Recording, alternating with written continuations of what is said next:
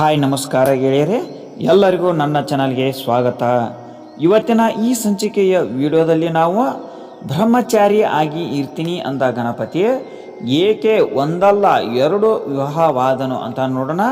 ಹಾಗೂ ಇದರ ಹಿಂದೆ ಇರುವ ಅತ್ಯಂತ ಕುತೂಹಲಕಾರಿ ಪೌರಾಣಿಕ ದಂತಕಥೆ ಏನು ಅಂತ ಈ ವಿಡಿಯೋದಲ್ಲಿ ವಿವರವಾಗಿ ನೋಡೋಣ ಬನ್ನಿ. ಇನ್ನೂ ಯಾರು ನಮ್ಮ ಚಾನಲನ್ನು ಸಬ್ಸ್ಕ್ರೈಬ್ ಮಾಡಿಲ್ಲವೋ ಸಬ್ಸ್ಕ್ರೈಬ್ ಮಾಡೋದನ್ನು ಮರೆಯದಿರಿ ಹಾಗೂ ಬೆಲ್ ಐಕಾನನ್ನು ಒತ್ತಿ. ಬಹುತೇಕ ಜನರು ಗಣೇಶ ಬ್ರಹ್ಮಚಾರಿ ಎಂದೇ ತಿಳಿದಿದ್ದಾರೆ.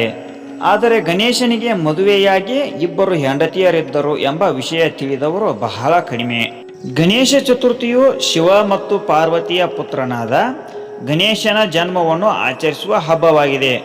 ಗಣೇಶ ಚತುರ್ಥಿಯ ಹಿಂದಿನ ದಿನದಂದು ಗೌರಿಯ ಹಬ್ಬವನ್ನು ಆಚರಿಸಲಾಗುತ್ತದೆ.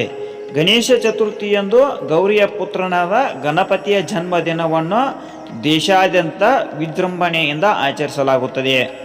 ವಿಘ್ನ ವಿನಾಶಕ ಗಣಪತಿಯ ಅನುಗ್ರಹವು ತನ್ನ ಭಕ್ತರಿಗೆ ಸಂತೋಷ, ಬುದ್ಧಿವಂತಿಕೆ ಮತ್ತು ಸಮೃದ್ಧಿಯನ್ನು ತರುತ್ತದೆ ಎಂದು ನಂಬಲಾಗಿದೆ.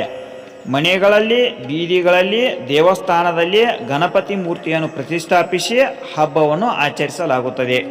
ಈ ಶುಭ ಸಂದರ್ಭದಲ್ಲಿ ಮೊದಲ ದಿನ ಗಣೇಶನ ವಿಗ್ರಹವನ್ನು ಮನೆಗೆ ತಂದು 10 ದಿನಗಳ ಕಾಲ ಪೂಜಿಸಲಾಗುತ್ತದೆ. ಕೊನೆಯ ದಿನದಂದು ಗಣೇಶನ ವಿಸರ್ಜನೆ ಮಾಡಲಾಗುತ್ತದೆ. ಗಣಪತಿಯ ಮೂರ್ತಿಯನ್ನು ಸುಂದರವಾದ ಮೆರವಣಿಗೆಯ ನಂತರ ನೀರಿನಲ್ಲಿ ಮುಳುಗಿಸಲಾಗುತ್ತದೆ. ಈ ಗಣಪತಿಯ ಬಗ್ಗೆ ಸಾಕಷ್ಟು ಸ್ವಾರಸ್ಯಕರವಾದ ಕಥೆಗಳಿವೆ. ಬಹುತೇಕ ಜನರು ಗಣೇಶ ಬ್ರಹ್ಮಚಾರಿ ಎಂದೇ ತಿಳಿದಿದ್ದಾರೆ. ಆದರೆ ಗಣೇಶನಿಗೆ ಮದುವೆಯಾಗಿ ಇಬ್ಬರು ಹೆಂಡತಿಯರಿದ್ದರು ಎಂಬ ವಿಷಯ ತಿಳಿದವರು ಬಹಳ ಕಡಿಮೆ.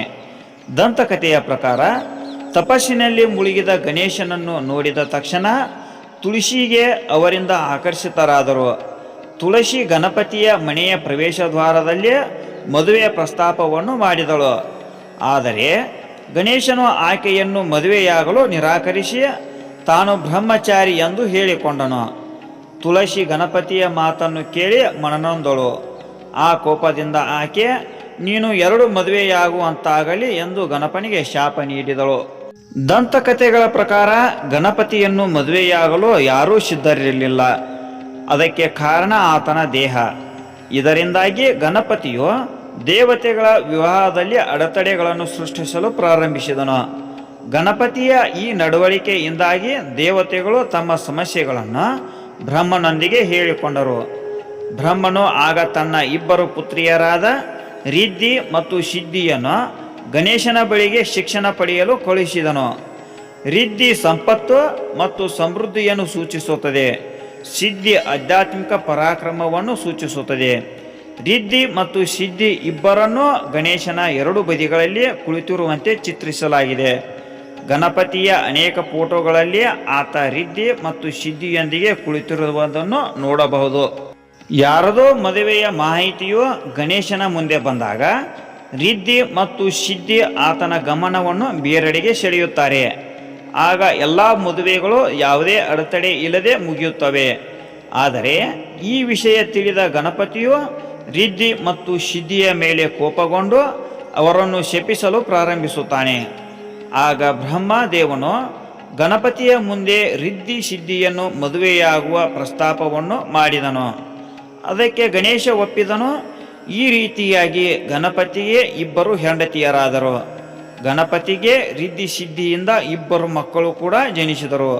ಅವರಿಗೆ ಶುಭ ಮತ್ತು ಲಾಭ ಎಂಬ ಹೆಸರಿಡಲಾಯಿತು.